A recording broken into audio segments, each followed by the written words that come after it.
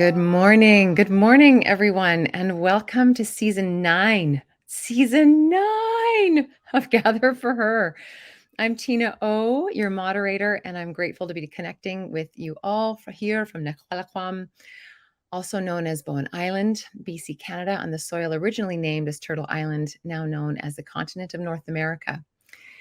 I'm grateful to rest my head, to play, and to co-create on the traditional unceded and ancestral territories, land, and home to the Squamish people. This is Gather for Her. And Gather for Her invites you to be a part of our co-created conversation with global leaders, changemakers, and social impactors. And it's brought to you by Powerhouse and produced by Regen Media. At Powerhouse, we walk beside leaders to amplify their change work as they walk their path of whole leadership, guided by relational leadership practices and Indigenous wisdom.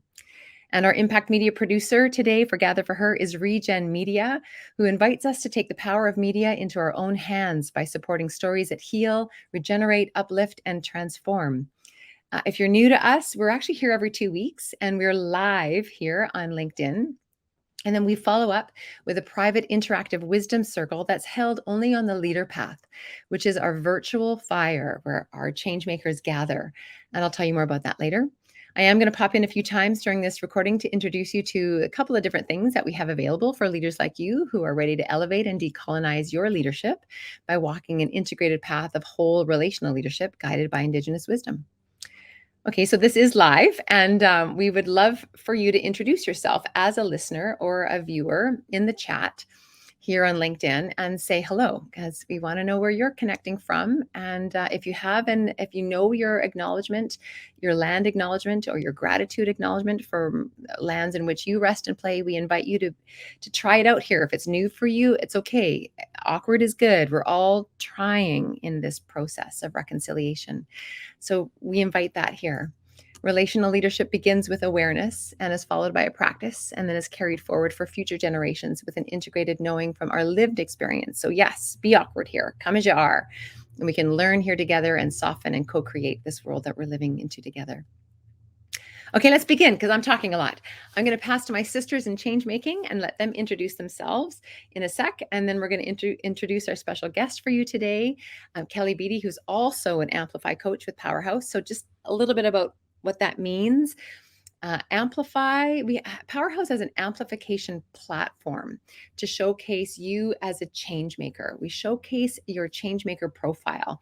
We offer performance coaching on the Amplify path to further your change making impact in the world. And we utilize our constellation network of fellow change makers, where we get behind you and personally introduce you to the people that you're waiting to meet and who are waiting to know you to help you move your work and impact forward. So Kelly is one of our Amplify coaches, and we're going to learn a little bit more about her as I pass over to you, Shar, to introduce our special guest, and then we'll all each self-introduce before we chat. So over to you, Shar. Thanks, Tina. I'm Charlene Sinjeko. I'm the founder of Powerhouse and Regen Media. I am an Indigenous woman from the Splatseen community in the Shuswap Nation, and I'm very grateful to be with you today from my home on the Sunshine Coast, which is the traditional and unceded ancestral lands of the Squamish people. It's my pleasure to have a conversation, to be in a conversation with a leader, a change maker, a change agent who I admire and who I've built a relationship with over the past number of years, Kelly Beattie. I want to tell you just a little bit about my friend Kelly as an engagement consultant, as a leader who truly does have hands at your back and the back of your team. And also as a mom. One of the things that I really have admired about Kelly over the years is the mother that she is and the woman that she is for her family. She's a mom to two amazing, strong human beings, and they're each building their own lives and connections and their own futures now. She had a career in the healthcare system for 20 plus years, and she really does epitomize what it means to be in service of others, for others, and connecting with others. She loves coaching, facilitating, transformative change, And she really does walk beside you and beside your teams on their growth and in their growth and leadership journeys to reach the desired outcomes that you're co-creating together. I can absolutely say Kelly is heart centered. She is hands on the ground and hands at my back in Saskatchewan, and believes that business improvement begins with people. And Kelly, I'm just so grateful that you're here today, as I know my other sisters are. But I'd love for you to say hello and good morning, and we'll ask Christina and Sharon to join the conversation as well. Absolutely. Thank you so much. Just grateful to be in circle with all of you today, um, my coworkers, my friends, and happy to be joining you from my home, which is located in Southeast Saskatchewan on Treaty 4 territory, where I have been so grateful to make a home. And it's on the traditional lands of the Nahiawak, the Anishinaabe, the Dakota, Lakota, Nakota, and home of the Métis. And it it has transpired into so much for us here, and just happy to be in circle and discussion with you today.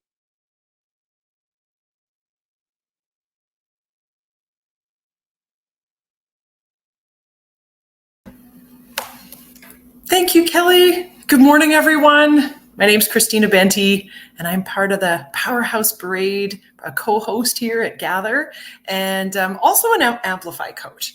And part of my own reconciliation journey is expressing deep gratitude every single day for the land and the water and the air wherever I am, because often I'm not quite sure in my travels where I'm located on the map. So I'm deeply grateful for, like I said, the land and the water and the air. I am super excited about this conversation because Kelly and I are incredibly passionate about similar things, and so it's always a co-generative. Like, I'm always just learning so much from my conversations with Kelly, so I'm super excited. I'm going to pass to Sharon, and Sharon, introduce yourself. Thanks, Christina, and hello, everyone. I'm so excited to be here today. I am especially given our guest, Kelly. Kelly, I have great admiration for Kelly. She's she's an advocate for Indigenous people, and well, for all people, but really she has a soft heart for Indigenous ways of knowing and being, and I couldn't imagine a better person to be having a conversation with right now, especially in this age of reconciliation. I am happy to be speaking to you today from my borrowed land of Lanceville, and which is the traditional and ancestral and unceded territory of the Snuneymuxw and the Snanawas First Nation and First Nations. There's more than one. And I guess I will pass it back to you, either Shar or Tina. Awesome. Thank you, Sharon. And thanks, everyone. We've got some, season 9 is all about relational leadership. So why don't we open on just that first question that we have for you, Kelly, which is, what does relational leadership mean to you? Where does that, it's such a, yeah, where do you go with that? I love season 9's, talking about relational leadership. And for me, it is about building that connection, and really working together, and understanding people from their entity, their wholeness. Where do they come from? What is it that drives them? Um, I've often said, and a couple times it's got me in trouble, but gone are the days where you walk into organizations, into workplaces, into community where you take your home hat off and hop into your work boots and put your work hat on, and whatever's happened outside of the four walls of your workplace or the environment you are creating in, we bring it all. And I think that in relational leadership, we need to recognize that and accept that, because that perspective is where we really start to get the gold and the gems, and where we start to see individuals for who they are, not just identifying them by title. Because title and position is limiting. It limits us in, it creates bias. It creates a lot of bias. And it limits us in thinking that someone shouldn't be involved in decisions or shouldn't have input to offer. And so, that's what comes first to me in that, is seeing people for the whole and connecting to them, and giving them that opportunity to bring all of who they are to what they're doing. I'm going to jump in for a second. How many times have you met somebody that when you learned uh, when you learned their story, you were absolutely flabbergasted. You had no idea that they had that going on in their lives, because they had to keep it separate, because because we're not really supposed to be bringing all of that to the workplace. Mhm. It Absolutely. it separates us for sure. It limits us. Yeah, absolutely. And I think what's really important is having that discussion. You know, the people we work with, we spend more time with those individuals in a day than we do our spouses or our family. And I've said this a couple times, and I always get a really odd look, but I might be working with a team or in discussion, and I will ask the question, has anybody dated their coworker? And you get some pretty strange looks, and occasionally you get a look from the back of the room that people don't want to acknowledge. And I said, that's not what I mean, and I'll stop, right? But when we are seeking a partner in life,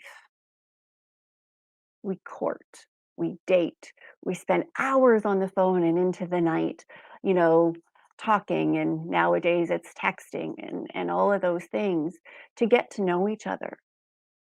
And yet in my household, there actually can be, weeks because of our travels that we don't see each other. Um, but in a traditional workplace, you spend more time with the people you work with. So why not get to know them the same? And in the morning, right, when you gather, when you greet, whether it's in person or virtually, if there's something going on, why not acknowledge it? And I always say it's not an excuse, it's a context, right? Just it's a context, and it's an understanding about where our minds and our hearts are at. And I think when we acknowledge that and we give the time to give a damn and to care, we create this cycle of give and take, of caring, of love. And I think that's a word that we often don't think about in those contexts, right? Is caring and love, but it's necessary in relational leadership. Kelly, how often in your work do you like? Again, you're a warm person, an inviting person, but periodically curious. How often do you get resistance from that concept, and how do you manage the resistance to that? A lot of resistance. But what I'm really excited about, is I'm starting to see some change to that. Um, and I think the resistance is just met with a conversation. It's just met with conversation and bringing people down to understand that we're not a dictatorship anymore. It's not what people want from the workplace. We can talk about the great resignation all we want. It is no longer about the mighty buck and about pay. People want to be treated as human beings. And I'm just going to link that back to what you said at the beginning of it is the fact that reminding people is just bringing people to the surface, reminding you can't actually not bring your whole self to work, because even if you pretend that it's not there, it oozes out somehow. And so it's going to show up anyway. Let's at least talk about it. And so that's a great way of putting it. Having the conversation about the resistance, what that does is it exposes it to dissipate to dissipate it. So yeah, thank you for that. What's coming up for me, Kelly, is certainly in your work in Beyond Connections, is my ask is, do you find that, like, now that we're going to bring our whole selves to work, do we need to create different kind of containers to do that? Or, like, we're such as a group and of gather for her and the braid of Powerhouse and the leader path, like in the leader path, we're all very comfortable in that, in between the liminal space. Like, it's kind of a language we speak. So, but in where you are, where would you say, not where you are, but in, when you're not on the path, you're out there and more what you would call maybe more traditional, whatever, offices or whatever. How is this relational bit, like, how are you approaching that? I think a lot of times we have the conversations about it. It just starts with listening and deep listening and asking sometimes the basic questions.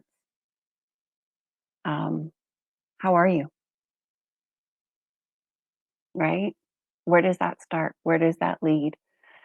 And I think that a lot of times when I work with leaders, we often talk about things like performance management, which makes my skin crawl, to be completely honest, because it's so traditional. Like, sorry for all of those joining us today in discussion.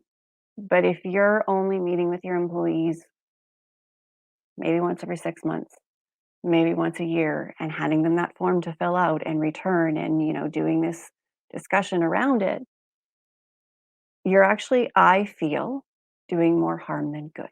You create an environment where there's fear. Oh my God, time for my performance review. Now there's things that need to happen and do and whatever. But it's about building that relationship with those in your care, because they are the ones with the best ideas. So I talk to them about, yeah, it's tough. It's touchy-feely sometimes. It's a commitment of time. Because when I say to leaders, you know what, I want to introduce you to my 30 and 30 framework, meeting with each of those in your care, on your team, and we create a framework that works for them. But here's the principle: meet with everybody every 30 days for 30 minutes. And people go, oh, Kelly, I don't have time for that. Do you have time to be reposting, recruiting, disciplining, having all of those other conversations? And that conversation on a regular basis builds that relationship, and you start to get to know, and it gives you the opportunity to talk about the goals and the frameworks and the expectations over coffee. Perhaps a walk around the block. So when it gets time to the yearly, because of bonus structures or whatever might be in place, that there are some things we need to do, you've already been able to have that conversation, build those structures, know that they're going to meet targets, because you've had the conversation and you've made the adjustments along the way. And it's reciprocal. It's a reciprocal relationship. So yeah, it takes time. I'm just gonna we have some new people joining us, so I'm just gonna let people know where they've just landed, because you like, what is this? If you're just finding us here on LinkedIn, this is Gather for Her.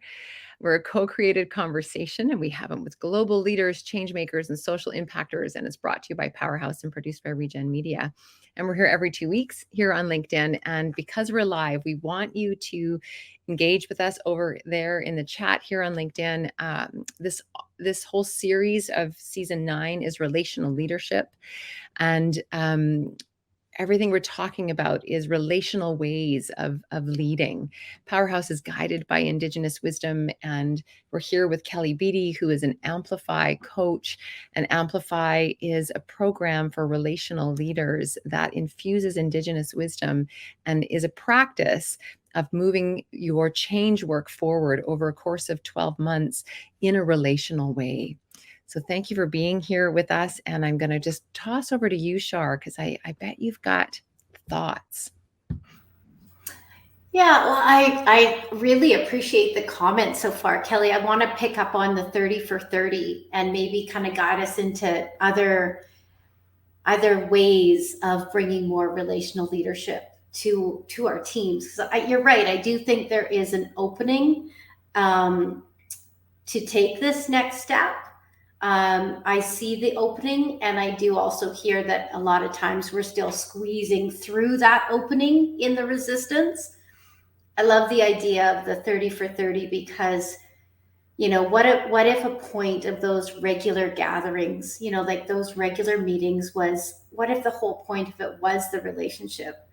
And, there's that saying that we only move and progress at the speed of trust. And I think in so many circles, trust has fallen out from underneath us. And leaders need to understand that in order for their strategic priorities to be carried out, and their impact goals, and their projections, and all of those things, it all boils back down to people. So yeah, I'm curious, just opening a circle around the other, just very tangible practices, the best practices that you've seen, heard, experienced in bringing more relational ways of leading to our teams, for all of us. I'm really curious where that might take us, because I think the openness is there. But I also think that people, still are floundering. And when you flounder, you fall back into old ways and old habits, right? Until new ones are really strong. Yeah, thank you for bringing up the perspective of trust, because it's foundational, right? And I think I heard you say we're seeing a shift, and we're seeing a paradigm shift of what people want out of their work. And a lot of times that is contribution. And they want to be part of something bigger. And I think those at the front lines are the ones that really have the ideas, right? They need to be involved, right from the ground up, in the strategic planning, in the setting of action plans, in the goals and the steps that they're going to take to get there.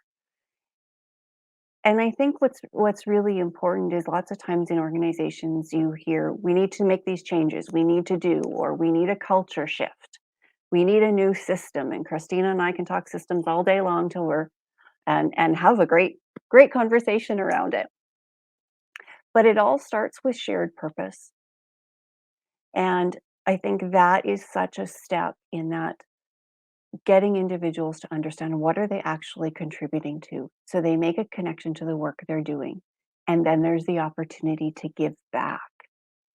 It's and individuals want to see transparent communication and opportunity, right? So if they have feedback, if they have ideas, is it really truly being listened to, and is there action being taken? Are those individuals being empowered to make change. And sometimes we go, well, let's give it a go.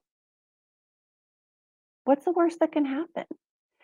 And when we start to build those into our trust growth, right? And we start to see that paradigm shift in workplaces and in relationships and leadership.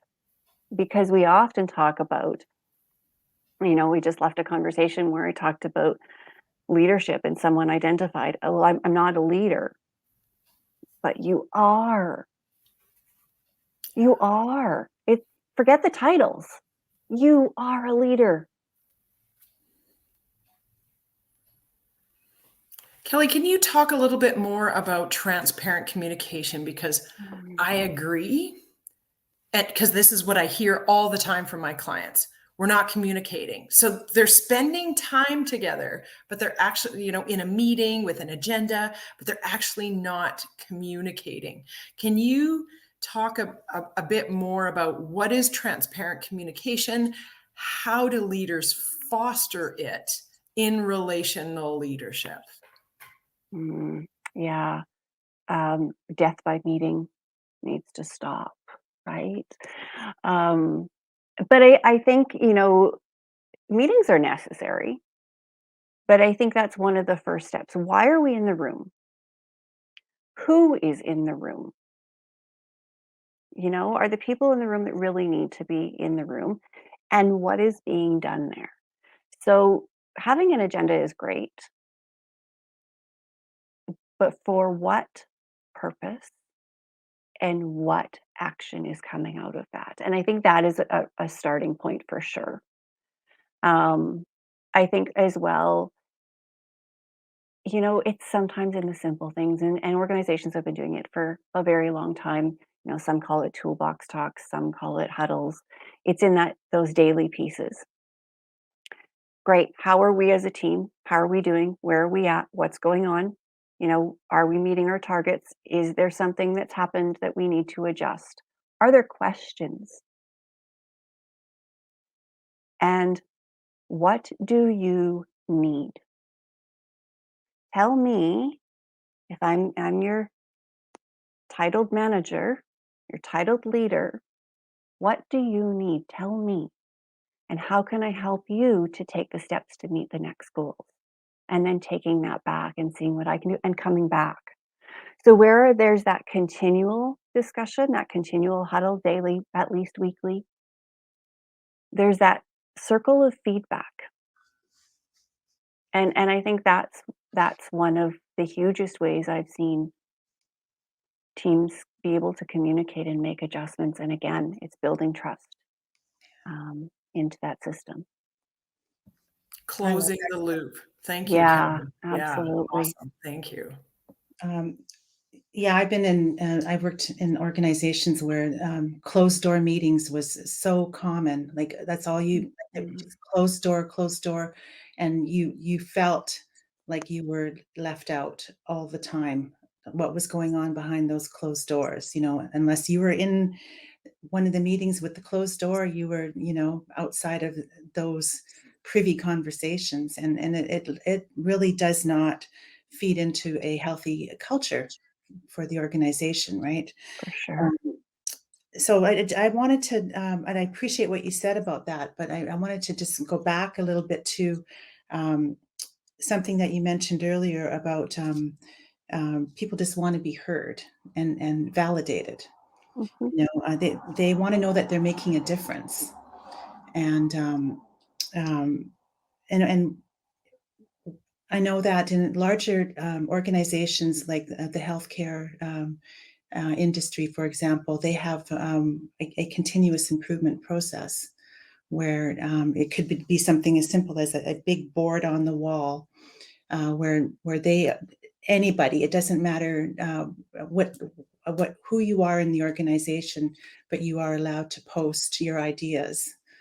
And so I see that for bigger organizations, but I think that small organizations would benefit tremendously from that same idea of because they often, the receptionist or the dishwasher or what, they often don't, they're not heard, and their ideas are just as valid. And sometimes they could have the winning idea for the organization. They just need to be heard, and an opportunity for that to take place. So just a couple things that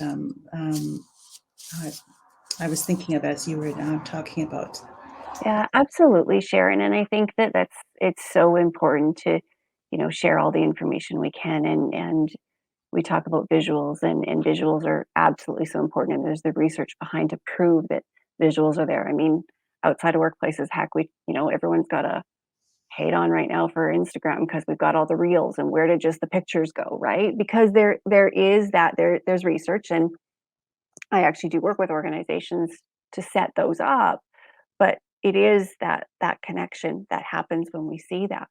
But I loved what you said about the input of everyone. And there's when I hear an individual in any workplace say, I'm just Yes. my skin crawls, Yeah. because every position is important, right? And it doesn't matter where you are, there's a contribution that can happen. Whether you're walking through, in my experience in healthcare, lots of times you'd be in discussion and someone would be in the room or in the vicinity and they go, I'm just Yeah. and go, I'll let you guys continue the conversation. No, please don't leave this conversation, because what you see is different, right? No system works without every position, right? It doesn't matter what that position is. You don't do without the custodial staff, without the, production staff, without the care staff, and what one sees, another will not, right? So I can go into a workplace that's happening all the time, and there's this, 3-foot hole in the middle of the hallway that everybody's stepping over or walking around and doing and just, blindly functioning. And I walk in and I'm like, what the heck, you guys? There's a 3-foot black hole in the middle of your hallway. And they're like, is there really? Because sometimes we just get ingrained and we know what we know, what we know. And it just takes a different perspective. And what's important in our workplaces and in improvement processes is we listen to the ideas of all individuals at all levels, because that different perspective might be the person that comes in, even from a different part of your team, that says, do you guys know there's a 3-foot hole? What are we going to do about it? Well, and a good relational leader will be able to build that trust, so that everybody, because it takes vulnerability to put yourself out there, right? So to be able to build that trust to be that person that, okay, so I'm gonna tell them my idea or whatever, right? Yeah, and building, a good relational leader will build in that psychological safety that people can speak up. Yes. So important, right? Which, when we talk about the psychological safety, and as I mentioned earlier, where we have shared purpose, we increase performance. Mm. Yeah, that's so important, Kelly, right? Is not weaponizing the systems that are actually with the intention of again, transparent communication and perspective expansion. But actually, that fine line between using them as a framework and a guideline versus weaponizing them, because Mhm. I have seen both. And because and just curious your thoughts around this. I've watched linear leaders, like very people who are very linear minded, want the boxes to tick, Yes. and so it becomes it ends up being weaponized. And so I would actually say that we need our organizational chart so that we know who does what, but how do we stop weaponizing them? Yeah, we need to erase the lines a little bit, blur them a little bit. Yes, they're absolutely necessary. However, best ideas don't always come from the top, right? And I think it's also important that in relational leadership, and if you're declaring a culture change or you're declaring an improvement, is our leaders, that's only going to happen through behaviors and modeling and building connection. Because when it's weaponized, when it's fear-based, let me tell you, you're not getting the best out of people. You're not getting their heart. You're not getting their ideas, their whole self. What's screaming in my mind is like the elephant on the table that I think we can all see, but I bet you a lot of our listeners can also see, but may not have the answer to it. And the elephant on the table to me is time. It takes time to do all of this. But we're on our last 10 minutes. So we're going to come back to this conversation at time. But if you've just connected with us here, this is Gather for Her. You've landed in a co-created conversation with global leaders, change makers, and social impactors brought to you by Powerhouse. And we're here live every 2 weeks. We want you to join in on the conversation. Please put your comments over on the side there in LinkedIn or down below. And we're here with Kelly Beattie, who is part of our Amplify Coach system in Powerhouse. We have a program and a path called Amplify, which where we amplify the change work of relational leaders within our program. And we have an amplification platform that showcases your changemaker profile, that comes with performance coaching and a constellation network for fellow change makers, where we get behind you to introduce you to the people that we know are wanting to meet you because you're a relational leader. So we want to introduce you to Kelly, and I'm going to jump into this piece about time as a relational leader and our time management to allow, Kelly, where do we go? Because we need more time to build trust and be in relationship. How do we do that?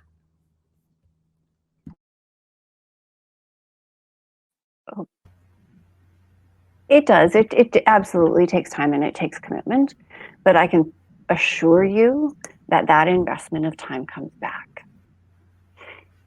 right? Because you're also then, when you build trust, you're not trying to backstep. When you make the time for consistent conversation, consistent connection, then you're not having to figure out all of the things you needed to tell them and missing out on something. And when you build those connections and you build that time into your framework, then the improvements are coming. The systems flow easier, smoother. So, right, time comes back. Time comes back. The other thing is that, if you're working with somebody that's got, they've set their goals for the year, and you meet with them at 6 months or 12 months, and you find out that they are not on target whatsoever, you want to talk about time loss? Massive time loss. Versus if we meet every 30 days, right, and we connect, we talk, how you doing? What do you need? Where are you at? And I'm like, okay, I've gone off the rails and I need help. We can have that discussion and we can get back on track right now. 6 months, 12 months, it's gone. You've lost a lot of investment, and you potentially have lost the person. And if when we talk about recruitment and retention and the time lost there, versus we are an organization that is built on transparent communication, that is built on trust, that lives and breathes our values and our purpose in our behaviors daily. That's coming back, and that relational leadership, right? And I think we, around this table, we often talk about Indigenous ways of knowing and doing. Let's take that back to the collective distribution of engaged decision making. And the investment comes back to you in time.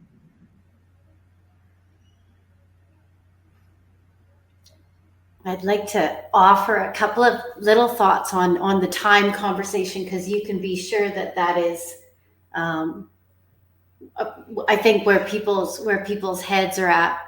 And I think what I'd like to bring to it is, yeah, I mean, our greatest commodities are time, energy, and attention, right?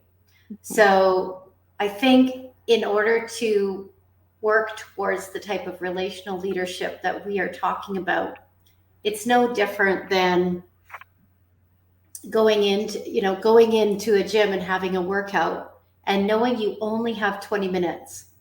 So you go with a type of intentional intensity where you bring all of your focus, all of your energy, all of your attention for a focused period of time.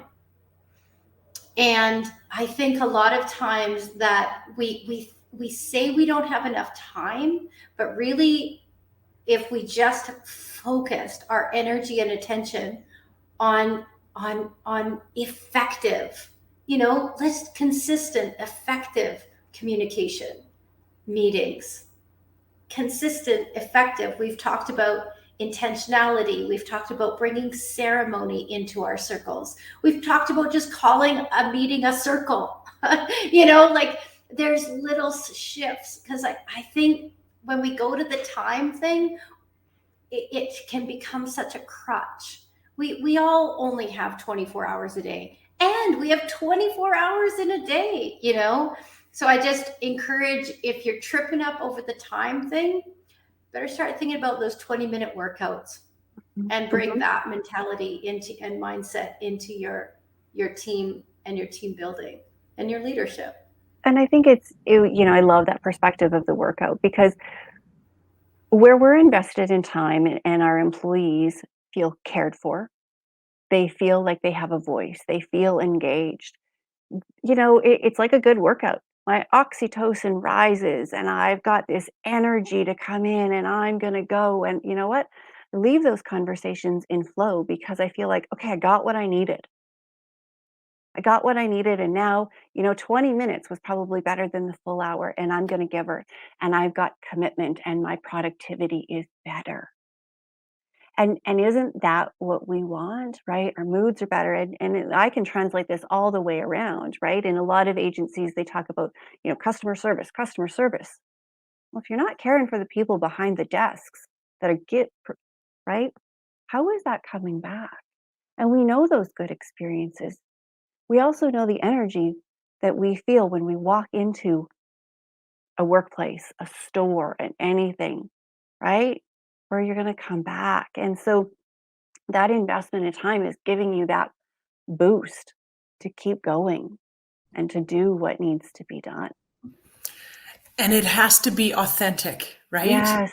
Like, it has to be authentic, because you know what? If you're going to only be spending 20 minutes with me or so, you darn well better remember the hook from the last conversation we had, because I don't want to be your slot, your time slot, right? Absolutely. And that's how we weaponize systems. And so it is authenticity and linking back. Like, you actually have to care as leaders. Like, we have to care about people. I love that, Christina. I'm just going to wrap us up as we move into our last 2 or 3 minutes together. And we always close with a round on what we're leaving with today. So I'd love to do that, and then I'll close our circle in deep gratitude to you, Kelly. For me, I'm leaving with just the remembering of modeling and the allowing of the time it takes for a shift to happen. But once that shift happens, it's like that. And so I'm leaving with your word of modeling today. Yeah, thank you. I'll pass to you, Sharon. Thanks, Tina. Great conversation. Kelly, thank you so much. At this time, we just need more time we're just starting. But what I'm taking away from this conversation is the transparent conversation is super important. But, relational leadership, it doesn't have to take a lot of time. It can be something as simple as saying good morning to someone. So thank you.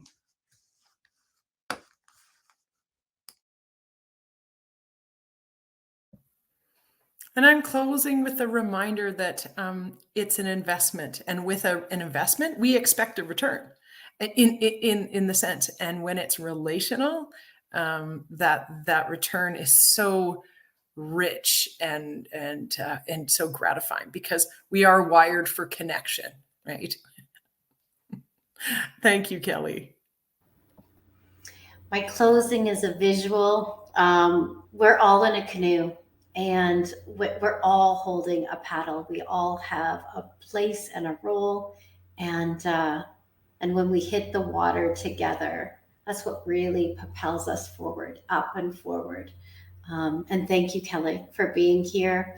And last words are with you. Thank you for having me in Circle today. And what I just want to leave you all with, for all of those joining the conversation, is that I want you to consider that the people are your heart. So, they are here and they are your heart and they are central to all you do. And if your heart isn't well, all your other systems are at risk and they're not functioning to their full capacity. And so, look after your own heart and the heart of those that you serve and care for. Thank you for having me. Thank you, Kelly. And thank you for being an Amplify coach here in Powerhouse and all the work that you do at Beyond Connections. And thank you for joining us here on Gather for Her, our co-created conversation with global leaders, change makers, and social impactors. This conversation has been recorded and will be shared again on our YouTube channel and as a podcast renamed as How for Her, which you can find on Spotify and all the other places that you listen. Gather for Her is hosted by Powerhouse, where we walk beside leaders to amplify their change work as they walk their path of whole leadership, guided by relational leadership practices and Indigenous wisdom. So many thanks to our impact media producer and sister company, Regen Media, who reminds us that we can take the power of media into our own hands when we support stories that heal, regenerate, uplift, and transform. And thank you to the hands at our back here at Powerhouse and Regen's digital storytellers, Zoe Gray, Madeline Archibald, and Willow Smith. And thank you to my co-hosts and sisters in change, the Braid of Powerhouse, Charlene Sanjenko, Christina Benty, Sharon Marshall, and me, Tina Overbury. And to you, our listeners, our community of change makers, leaders, and social impactors, thank you for walking with us in co-creation of the world that we're living into together. You're always welcome here each week on Gather for Her, and there's always a place for you at our Fire and Powerhouse. Much love to everyone, and we will see you all next week in Wisdom Circle and then again here on LinkedIn. Have a beautiful week, everybody. Thank you, thank you, thank you.